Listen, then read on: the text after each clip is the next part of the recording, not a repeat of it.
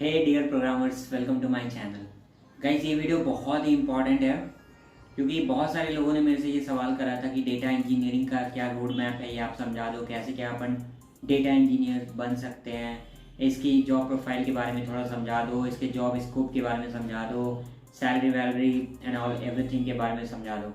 ठीक है, तो इसलिए मैंने डिसाइड करा है कि अपना एक्सपीरियंस इस वीडियो में शेयर करूँ बिकॉज मेरे पास 4 साल की एक्सपीरियंस है डेटा इंजीनियरिंग फील्ड में। तो इसलिए मैंने ये डिसाइड करा कि चलो थोड़ा बहुत एक्सपीरियंस शेयर कर देते हैं एंड साथ ही साथ आपको रिसोर्सेज के बारे में भी थोड़ा आपको नॉलेज दे दूंगा कि आप कहाँ से स्टार्ट कर सको अपनी डेटा इंजीनियरिंग के फील्ड को, आप वहाँ से प्रैक्टिस कर सकते हो, आप वहाँ से लर्न कर सकते हो एंड देन फाइनली आप एक जॉब कर सकते हो। ठीक है, सो ये सब कुछ अपन इस वीडियो में डिस्कस करने वाले। वीडियो को एंड तक देखना क्योंकि ये बहुत ही इंपॉर्टेंट होने वाली है अगर आप एक डेटा इंजीनियर बनना चाहते हो तो without any further ado let's get started. So guys, देखो, सबसे पहले अपन बात करते हैं डेटा इंजीनियरिंग एक्चुअली होती क्या है। ठीक है, तो डेटा इंजीनियरिंग में अपन बेसिकली पाइपलाइन बिल्ड करते हैं। पाइपलाइन नहीं पता है, मैं बताता हूँ आपको क्या होता है। पाइपलाइन मतलब समझ लो एक स्टार्टिंग से लेके एंडिंग तक कुछ अपन बिल्ड करते हैं। क्या बिल्ड करते हैं? फॉर एग्जांपल, तो जैसे हमने डेटा उठाया कहीं से, ठीक है, हम डेटा इंजीनियर्स है तो ऑब्वियसली डेटा पे ही अपन काम करेंगे। तो डेटा सोर्स में अवेलेबल रहती है। सोर्स जहाँ मतलब आपका डेटा रहता है, वो सोर्स कुछ भी हो सकती है, चाहे वो फ्लैट फाइल हो सकती है, चाहे वो एनालिटिक्स के डेटा मतलब वेब ब्राउज़र की डेटा हो सकती है, या फिर किसी डेटाबेस में वो डेटा स्टोर होगी। तो बहुत सारे रिसोर्सेज के नाम मैंने बता दिया।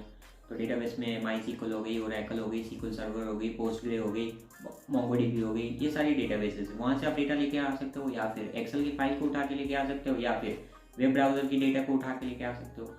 तो आपको डेटा कहीं ना कहीं से लेकर आना है। सोर्स से डेटा आपने उठाया, देन ऑब्वियसली वो डेटा क्लीन नहीं होगी। ठीक है, वो उस डेटा में बहुत सारी नॉइजेज होगी, तो उस डेटा को आपको क्या करना है? क्लीन करना है। ठीक है, as per the business needs आपको उस डेटा में क्लीनिंग करनी है। मतलब कि उस क्लीनिंग के प्रोसेस को ही अपन ट्रांसफॉर्मेशन कहते हैं। उस डेटा को ट्रांसफॉर्म करेंगे अपने अकॉर्डिंग, अपने बिजनेस नीड के अकॉर्डिंग।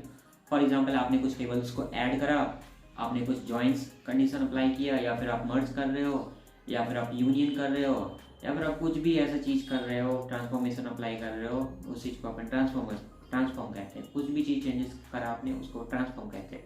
तो डेटा को आपने उठाया, उस रॉ डेटा को आपने क्लीन किया, उस प्रोसेस को ट्रांसफॉर्मेशन कहते हैं। एंड फाइनली आफ्टर क्लीनिंग आपको उस डेटा को कहीं ना कहीं तो स्टोर करनी है। तो अपन क्या करते हैं? उस डेटा को लोड कर देते हैं। तो ये एक पाइपलाइन बन गई। ठीक है, सिर्फ 3 स्टेप है इसमें: extract the data, transform the data, and finally load the data, and that is known as ETL. So most of the data engineers ETL tool पे ही वर्क करते हैं। आप लोग बहुत सुने होंगे ETL tool, ETL tool, ETL tool. तो ETL tool यही होती है। ETL का मतलब होता है extract, transform and load. Data को एक्सट्रैक्ट करनी है सोर्स से, एंड देन उसमें ट्रांसफॉर्मेशन अप्लाई करनी है, एंड फाइनली ट्रांसफॉर्मेशन के बाद आपको डेटा को लोड कर देनी है। एंड उस डेटा को लोड करने के बाद वो डेटा कहाँ जाएगा? उस डेटा को अपन किसी और टीम को देते हैं। फॉर एग्जांपल BI टूल को देते हैं, सॉरी BI टीम को देते हैं। BI मतलब बिजनेस इंटेलिजेंस। उस टीम को क्यों देते हैं? क्योंकि वो उस डेटा के ऊपर अपना रिपोर्ट बना सके, अपना डैशबोर्ड बना सके। ठीक है, या फिर अपन उस डेटा को डेटा साइंस वालों को दे सकते हैं। तो क्या करते हैं ML इंजीनियर वाले? उसमें पैटर्न फाइंड आउट करके उसमें एल्गोरिदम अप्लाई करते हैं। डिफरेंट एल्गोरिदम्स, मशीन लर्निंग के जो भी होते हैं, लीनियर रिग्रेशन, व्हाटएवर क्लासिफिकेशन, जो भी वो काम वो करते हैं, प्रेडिक्शन करते हैं। तो अपना डेटा इंजीनियर वालों का काम होता है डेटा को एक सिस्टम बिल्ड करना, जिसमें डेटा को अपने को एक्सट्रैक्ट करना है, ट्रांसफॉर्मेशन अप्लाई करना है, देन फाइनली हमें एक डेटाबेस में जाके स्टोर कर देना उस डेटा को। बस 3 स्टेप से डेटा पैटर्न बिल्ड करना है। ये काम होता है डेटा इंजीनियर्स का।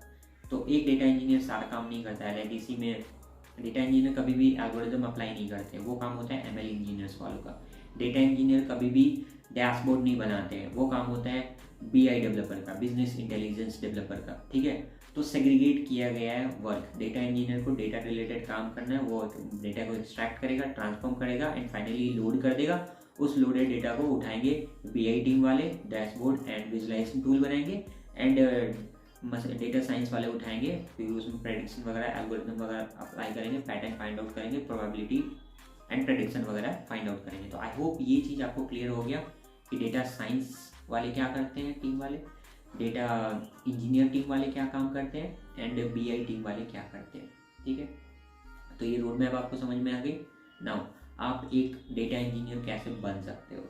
तो अगर आप फ्रेशर हो तो आपको डेटा इंजीनियरिंग की जॉब हो सके ना मिले, या फिर मिल भी जाए तो पहले जूनियर डेटा इंजीनियर की जॉब मिलेगी, या फिर आपको डेटा एनालिस्ट की जॉब मिलेगी। तो डेटा एनालिस्ट में भी बेसिकली अपन डेटा को एनालाइज करते हैं, वो डेटा इंजीनियर से थोड़े नीचे लेवल की जॉब होती है। तो उसमें भी बेसिकली अपन यही करते हैं, डेटा को एनालाइज करना का काम होता है डेटा एनालिस्ट में।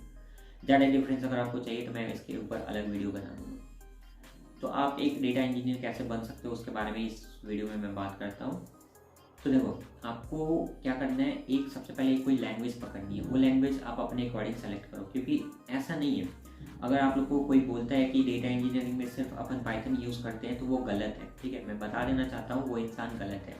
अपन कोई सा भी लैंग्वेज यूज़ कर सकते हैं। अब अभी अपन जावा यूज़ कर रहे हैं, पाइथन यूज़ कर रहे हैं, गोलैंग यूज़ कर रहे हैं, एंड आने वाले दिनों में और भी बहुत सारे लैंग्वेज यूज़ कर सकते हैं।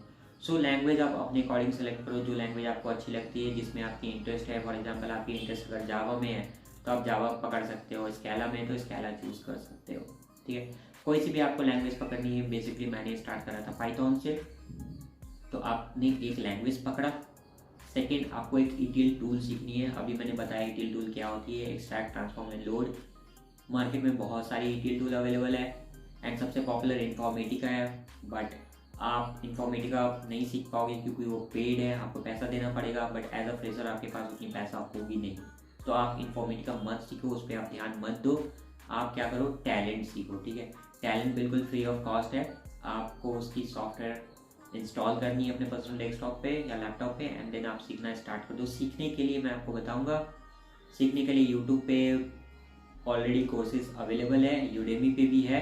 यूडेमी पे आपको ज़्यादा चार्ज नहीं लगेगा, 400 में कोर्स अवेलेबल है यूडेमी पे, तो आप वो परचेस कर सकते हो, या फिर आप फ्री में, बिल्कुल फ्री ऑफ कॉस्ट आप यूट्यूब से सीख सकते हो।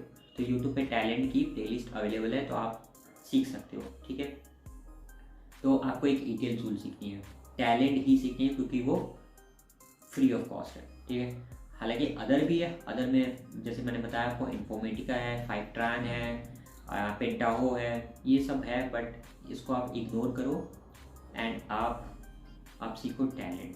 बट एक प्रोग्रामिंग लैंग्वेज, एक ETL टूल, एंड आपको एक BI टूल का भी नॉलेज होना चाहिए। हालांकि आप काम नहीं करोगे, वो डिपेंड करती है कंपनी टू कंपनी। किसी कंपनी में आपको बोलेगी कि हाँ आप ही को काम करनी है, ठीक है, तो उसके लिए क्या करना पड़ेगा, आपको ऑब्वियसली सीखना ही पड़ेगा। तो एक BI टूल भी आपको सीख लेना है बैकअप के लिए। ठीक है, कई कंपनी में उनकी रिक्वायरमेंट ज़्यादा होती है, एक्सपेक्टेशन उनकी ज़्यादा होती है, तो इसलिए मैं सजेस्ट करूँगा कि आप सीख लो। ठीक है, तो आप एक BI टूल भी सीख लो। अगेन BI टूल में बहुत सारे BI टूल है, लाइक टैबलो है, पावर BI है, गूगल डेटा स्टूडियो है, क्लिकव्यू है, साइसेंस है, बहुत सारे हैं। बट मैं रिकमेंड करूँगा या तो आप गूगल डेटा स्टूडियो सीखो जो कि गूगल प्रोवाइड कराती है, या फिर पावर BI सीखो जो कि माइक्रोसॉफ्ट प्रोवाइड कराती है। तो या तो आप पावर BI सीखो या फिर आप गूगल डेटा स्टूडियो सीखो, इन दोनों में से कोई एक सीखो। ठीक है, तो उसके बाद आपको क्या करनी है, चौथी चीज़, एक डेटा बेस सीखनी है। ठीक है, तो डेटाबेस में भी अगेन रिलेशनल डेटाबेस है, नॉन रिलेशनल डेटाबेस है। अगर आप दोनों चीज़ सीखते हो तो बहुत ही अच्छी बात है गाइस। ठीक है, अगर आपके पास टाइम उतना ज़्यादा नहीं है तो आप रिलेशनल डेटाबेस सीख लो। अगेन रिलेशनल डेटाबेस में भी हमारे पास बहुत सारे ऑप्शन अवेलेबल है, ओरेकल है, SQL सर्वर है, MySQL है। तो मैं रिकमेंड करूँगा आप MySQL सीखो, क्योंकि MySQL में आपको हेल्प बहुत ज़्यादा मिल जाएगी, हर जगह आपको हेल्प मिल जाएगी, स्टैक ओवरफ्लो या गिटहब पे हो। इसकी कम्युनिटी बहुत बड़ी है MySQL की, एंड बहुत ही ज़्यादा पॉपुलर है, तो आप MySQL सीखो। तो इन समरी मैंने सिर्फ आपको 4 चीज़ बोला सीखने को। फर्स्ट, एक प्रोग्रामिंग लैंग्वेज, दूसरी एक ETL टूल, तीसरी एक BI टूल, एंड चौथी एक डेटाबेस। अगर आप मेरे से पूछोगे मैंने क्या क्या चीज़ सीखा था, Python as a programming language, power BI as a business intelligence tool, MySQL as a database, and HTrunk as a ETL tool. ये 4 चीज़ मैंने सीखा था और मेरे को जॉब मिल गई थी। बट नाउ अभी मैं गूगल डेटा स्टूडियो पे वर्क कर रहा हूँ। गूगल डेटा स्टूडियो एक BI टूल है जो कि गूगल प्रोवाइड कराती है, साथ ही साथ मैं क्लाउड पे भी वर्क कर रहा हूँ, एंड मैंने क्लिकव्यू पे वर्क किया है, वो भी एक BI टूल है। और ETL पे मैं फ़िलहाल वर्क कर रहा हूँ क्लाउड कंपोजर पे, एंड अपाची एयरफ्लो पे वर्क कर रहा हूँ। एंड इन्फॉर्मेटिका पे भी वर्क करने वालों की भी नई रिक्वायरमेंट आई है इन्फॉर्मेटिका पे। तो ये सब चीज़ पे मैं वर्क कर रहा हूँ, बट मैंने आपको सजेस्ट किया है आप ज़्यादा जगह दिमाग मत लगाओ, जितना मैं बोला हूँ आप बस उतना सीखो, आपको मैं गारंटी दे रहा हूँ कि आपको जॉब लग जाएगी। प्रॉब्लम ये होता है कि स्टूडेंट को समझ भी नहीं आता और वो हर चीज़ सीखना स्टार्ट कर देते हैं और किसी काम के नहीं रहते, किसी चीज़ में एक्सपर्ट नहीं बन पाते। सिर्फ एक चीज़ पे फोकस करो एंड उसमें आप एक्सपर्ट बनो, और वो चीज़ में आप प्रो बन जाओगे एंड ऑब्वियसली आपको अच्छी जॉब मिलेगी एंड ऑब्वियसली आप अच्छा एक पैकेज कमाओगे। ठीक है, तो मैंने गाइड किया आपको कि ये आपको सीखनी है, ऐसे ऐसे सीखनी है ना। पाइथन की अगर मैं बात करूँ, अगर आप इंटरेस्टेड हो पाइथन या जावा, दोनों की अवेलेबल है यूट्यूब पे फ्री ऑफ कॉस्ट, आप वहाँ से सीख सकते हो। ETL टूल का मैंने बता दिया, वो भी यूट्यूब पे अवेलेबल है। टैलेंट की वहाँ से आप सीख लेना। पावर BI की भी यूट्यूब पे अवेलेबल है, वहाँ से आप सीख लेना। मैं एक्चुअली पाइथन के अलावा अभी कुछ भी स्टार्ट नहीं किया हूँ, इसलिए मैं अपनी चैनल को रेकमेंड नहीं कर रहा हूँ। आप खुद ही एक्सप्लोर करना, यूट्यूब पे अवेलेबल है। ठीक है, आप उनकी देख सकते हो। हिंदी में सीखना है हिंदी में सीख लेना, इंग्लिश में देखना है इंग्लिश में देख लेना, जो आपको अच्छा लगे आप वो देख लेना, बट अवेलेबल है free of cost everything. And database MySQL के लिए बहुत सारे यूट्यूबर्स हैं ऑलरेडी, वो अपलोड कर चुके हैं, तो उनकी आप देख सकते हो या फिर मेरी देख सकते हो। मैंने भी MySQL का अपलोड करा है हिंदी में, तो आप मेरी भी प्लेलिस्ट देख सकते हो MySQL की। तो आपको बस 4 चीज़ें सीखनी है एंड बेसिक नॉलेज लेनी है आपको क्लाउड की, क्योंकि नाउ डेज क्लाउड की गाइज इंपॉर्टेंट बहुत ज़्यादा हो चुकी है। We need cloud engineers. ठीक है, हम लोग बहुत ज़्यादा फोकस कर रहे हैं क्लाउड इंजीनियर्स पे, तो इसलिए आप थोड़ा सा क्लाउड की बेसिक नॉलेज ले लो। ठीक है, क्लाउड के कितने सर्विसेज होती है, जो मोस्ट इम्पॉर्टेंट 3 बेसिकली हमारे पास क्लाउड प्रोवाइडर्स है। AWS है, गूगल क्लाउड प्रोवाइडर है GCP, एंड माइक्रोसॉफ्ट की अजूर है। ये 3 है, बट मोस्टली क्लाउड कंप्यूटिंग होती क्या है, SaaS PaaS AS ये क्या होती है ये भी आप जान लो। पब्लिक क्लाउड क्या होती है, प्राइवेट क्लाउड क्या होती है, हाइब्रिड क्लाउड क्या होती है, इसका बस बेसिक नॉलेज ले लो। उसके बाद अगर आपको नहीं सीखना है तो that's fine, but basic knowledge आपको क्लाउड का होना जरूरी है। एक प्रोग्रामिंग लैंग्वेज, अगर मैं रिपीट कर रहा हूँ, एक प्रोग्रामिंग लैंग्वेज, एक ETL टूल, एक BI टूल एंड एक डेटाबेस में गाइस आप पूरा स्टार्ट करो। अगर आपको थ्योरी पढ़ने में इंटरेस्ट है तो आप W3 स्कूल से स्टार्ट कर सकते हो। W3 स्कूल में सारे टॉपिक्स दिए गए हैं। वीडियो देखने में इंटरेस्ट है तो मेरी वीडियो देख सकते हो या फिर आप किसी और की वीडियो देख सकते हो। एंड अगर हो सके ना गाइस, एडवांस SQL थोड़ा बहुत देख लेना। ठीक है, आपके बेनिफिशियल के लिए बोल रहा हूँ। इंटरव्यू में उतना पूछते नहीं है फ्रेशर लेवल पे एडवांस SQL के क्वेश्चन, बट हाँ अगर आपको नॉलेज होगा तो ऑब्वियसली आप एक अच्छा पैकेज कमाओगे ना, आपको ज़्यादा पैकेज मिलेगी अगर आपको ज़्यादा नॉलेज होगा तो SQL में। ठीक है, अपन डेटा इंजीनियर से तो अपन SQL पे ज़्यादा क्वेरी लिखेंगे, तो इसलिए अपने को SQL की नॉलेज ज़्यादा होना जरूरी है, एडवांस SQL का। और आपको BI टूल नहीं भी आ रहा है तो चलेगा, एडवांस SQL आता है तो आपके लिए बहुत अच्छी बात है। ठीक है, तो बस आपको 4 चीज़ पे फोकस करना है and you will become a data engineer. बस इतना सिंपल है। एंड ये सब चीज़ आप ईजिली विद इन 2 मंथ्स कर सकते हो, करेक्ट। एंड अगर आप एक प्रोडक्ट बेस्ड कंपनी के लिए भी अगर आप देख रहे हो तो थोड़ा बहुत आप DA से भी कर लेना। ठीक है, इतना ही पढ़ना है, इससे ज़्यादा पढ़ना नहीं है। 2 मंथ इनफ है, 2 मंथ जी जान लगा के पढ़ो और एक आप डेटा इंजीनियर बन सकते हो। अगर आपको कोई भी डाउट हो डेटा इंजीनियरिंग रिलेटेड, आप नीचे कमेंट कर सकते हो, मैं उसका रिप्लाई दे दूंगा। ओके, एंड कोई भी दिक्कत हो डेटा इंजीनियरिंग रिलेटेड तो आप मेरे से पूछ सकते हो। इस वीडियो में बस इतना ही था। अगर ये वीडियो आपको इन्फॉर्मेटिव लगी हो तो वीडियो को लाइक करें, चैनल पे पहली बार आए हो तो चैनल को सब्सक्राइब कर ले। ऐसी करियर एडवाइस मैं देता रहता हूँ अपने चैनल पे, तो मेरे चैनल की प्लेलिस्ट को जाके आप एक्सप्लोर कर सकते हो। साथ ही साथ कुछ प्रोग्रामिंग लैंग्वेजेस भी मैंने अपलोड कर रखा है, तो वो भी जाके आप देख सकते हो। ठीक है, सो मिलता हूँ मैं आपसे नेक्स्ट वीडियो में। Till then bye bye.